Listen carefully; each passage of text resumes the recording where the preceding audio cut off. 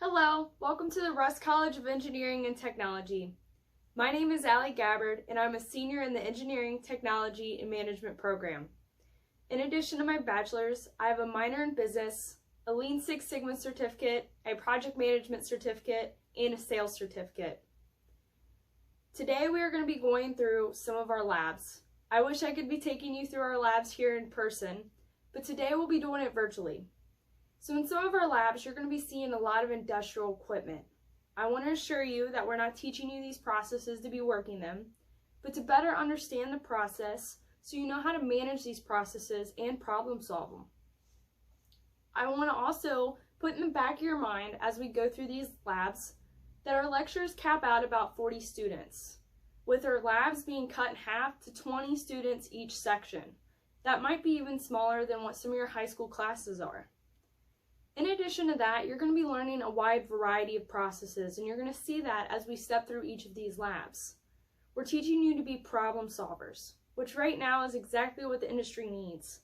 The further up you move, the more complex the problems are. You'll be working in teams that are typically cross-functional, as well as individuals that have the same background as you. This program teaches you just that. So with that, let's go take a look. This is the ETM department's 3D printing lab. In here, we have 5 3D printers of 3 different models, each with different capabilities and different printing materials. The materials we typically print in this lab are ABS plastic, PLA plastic, and a plastic chopped carbon fiber hybrid, but we have the capability to print in many more materials as well. For those who are unfamiliar with the process of 3D printing, it is a long one, but well worth the parts we produce. You have created a CAD drawing, which you will be taught how to do in your time here at the Rusk College.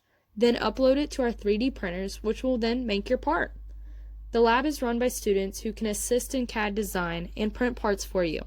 As you move further into your engineering college career, having access to 3D printers is an invaluable resource for senior design, capstone projects, engineering clubs, research, or any cool idea you want to see imagined. In our robotics lab, we have 2 collaborative robots from Universal Robots. I'm sure that you could guess from the name these robots serve the purpose of helping an assembler complete task. This means that the robot is meant to work easily and safely with human intervention here and there. You will find these robots in a wide range of factories and all over the industry. Because these are supposed to work safely with a human operator, a simple bump to any part of the robot will freeze its movement until you have cleared the path. Think of the action as bumping shoulders with a friend or coworker. You both just pause and then go about your day. We also have 2 FANUC robotic arms. As you see in the large whiteboard under both of the robots, they have a very long reach and are very versatile. As you can see, these robots don't have a cage around them. We place safety as our #1 priority in each lab, and this one is no different. The robot has a sensor at the bottom that scans a full 360-degree range under the robot. If it detects an object in relatively close proximity, it will slow speed, and if the object continues to get closer, it will shut off altogether. These are robots that you will find everywhere in industry, and to have this kind of access to learn is a great experience. Our next set of robots are the Mitsubishi SCARAs, otherwise known as Selective Compliance Articulated Robot Arms. These are the focus point of this class, and most of the work you will do will be done on these machines. With these robots, you will be able to program fully functioning assembly processes. One cool thing about these robots is the online simulation program with RT Toolbox. That allows you to code the robot in virtual space the same exact way you would with real robots. This means we can place the virtual robot in an actual assembly process, code it for that process, make sure it works, then upload that code directly to the actual robot, and it will perform the exact way it did in the simulation. This is a tool I've used during my internship, and the ability to code the robot knowing that you aren't going to accidentally damage anything allows you to learn from your mistakes without any actual consequences. In addition, these robots also have an Allen Bradley PLC unit that can be used to program and control the conveyors and other I/O units. Also in this lab is a designated work area for the ATME robotics team. The purpose of this team is to build a robot that will complete a variety of tasks based on the rules for that year. The team built a robot that was supposed to restock shelves, maneuver around a warehouse with zero contact, and drive autonomously for a given amount of time. As you can imagine, this comes with a lot of challenges, and if you are interested in robotics in any nature, I strongly recommend you looking into joining the team. Last year, they competed in Charlotte, North Carolina, and if nothing else, it was a great opportunity for them to meet some more people, network with employers at the conference, and hang out with friends, and a lot more learning about robotics. Here is our Foundry Lab. You will spend 3 weeks in this lab as part of the metal fabrication course. This is a unique section of the course because you and your partner will work at the station using pre-existing patterns to create a mold. Once the mold is prepared, molten aluminum will be poured into the cavity. After cooling, the molds are broken apart to reveal the casted parts. You will analyze the product, identify defects, and write a report based on the knowledge gained from the lab and lecture. The patterns hanging on the wall are made in the advanced plastic course.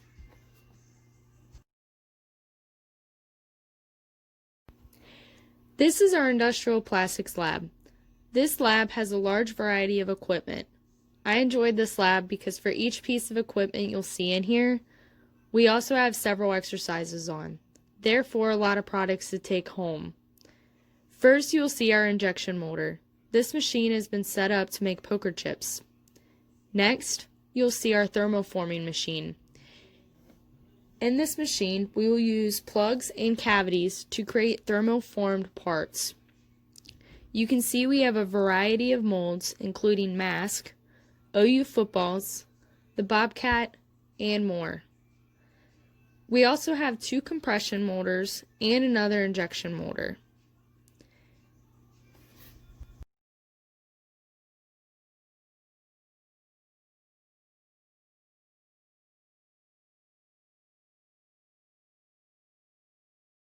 In this room, you can see a variety of creations we make in this class, as well as our advanced plastic course. Don't forget, you get to take all of these home. In this next section of the lab, we have a common workspace, as well as a rotomolder, ultrasonic welder, and a variety of traditional fabrication equipment.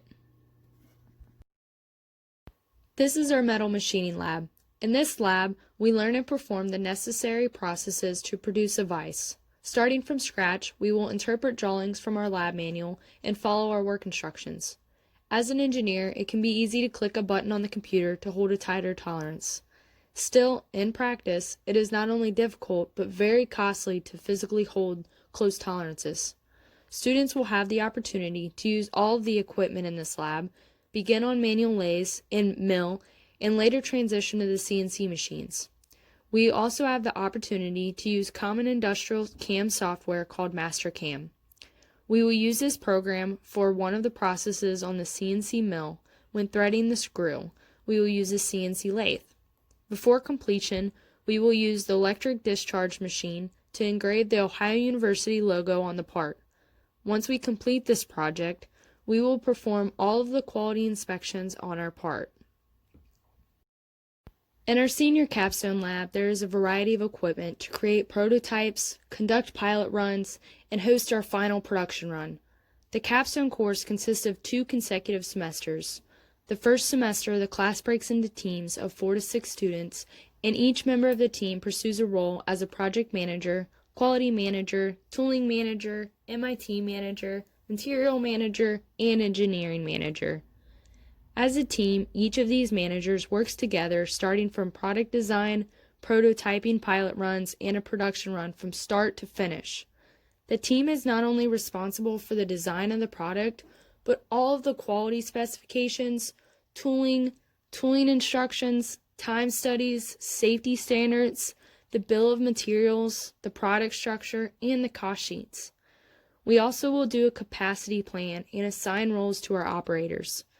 In the last weeks of the final semester, we have 6 hours to meet our production quota of 15 to 25 parts that meet specification.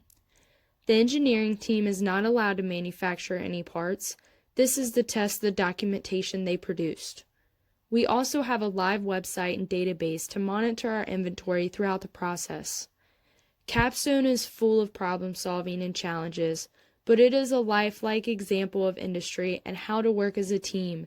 not to mention dealing with multiple engineering change orders and having to modify all of the product documentation.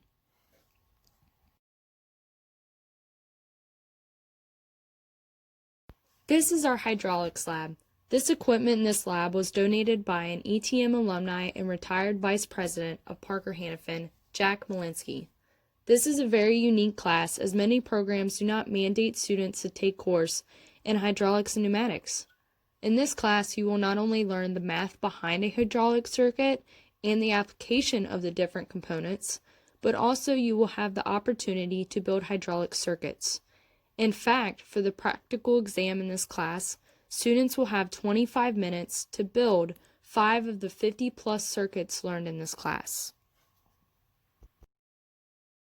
This is an example of one of the computer labs in Stocker. 2 of the labs are available to students 24/7, with others being open when classes are not in session. These computers have all of the engineering software you will need throughout your time here in the Rusk College. As engineering students, you will receive 500 free prints. If you choose to bring your own laptop or use the computers in other buildings, like the library, you will be able to access the software you need by signing into a virtual desktop. With your OU username and password, you can sign in to the engineering desktop anywhere on campus. This is a huge amenity, especially on rainy days when you don't feel like walking to West Green. Previously on our tour, we were in the Stocker Center. All your professors' offices and engineering-specific classes will be held in Stocker. This makes it easy for students to seek the guidance they need. This building we are in now is called the Academic Research Center, otherwise known as the ARC. This is a place where students can relax between classes and do their schoolwork. We were also one of the few colleges to have our own coffee shop. Students can use flex points from their meal plan, Bobcat Cash, or any other U.S. currency. Here in the atrium, students can work with their teams or individually in one of the many study rooms. There is also plenty of seating on all 3 floors if you're just looking for a place to sit. Behind the glass garage door is the hangar. This is a common space for student organizations to meet and perform their work for their student organizations. In the back, you can see a concrete canoe. There's also, over here on the left, a vehicle that most mechanical engineers work on. And you're also going to have the opportunity to see rockets. I know recently for this project, the team got to go to New Mexico to launch these rockets off. The Rusk College has plenty of student organizations for you to join, and I highly encourage you to join the student organizations within your academic realm as well as outside to give you a mental break. And with that concludes our tour. So a summary of what we just visited were some of the ETM labs, the computer labs, as well as the Academic Research Center, otherwise known as the ARC. This is the world one of our Rusk College engineering and technology students are going to live in. The Stocker Center, where all of your professors' offices are held, as well as the Academic Research Center, which a lot of us will spend time grabbing some coffee and taking a break in between our classes. Although you couldn't be here in person today, I highly recommend that you come do a tour on our beautiful campus. If you have not been to Athens, it is truly an amazing and beautiful campus, and I highly recommend you come out and see our beautiful town. With that, if you have any more questions, I highly recommend you reach out to the Department Chair of ETM, Dr. Myers, or myself, which I will provide my email, or any other students. I encourage you to schedule an ETM specific tour or just a general engineering tour and come out and see the building. Take care, and I hope to see you soon.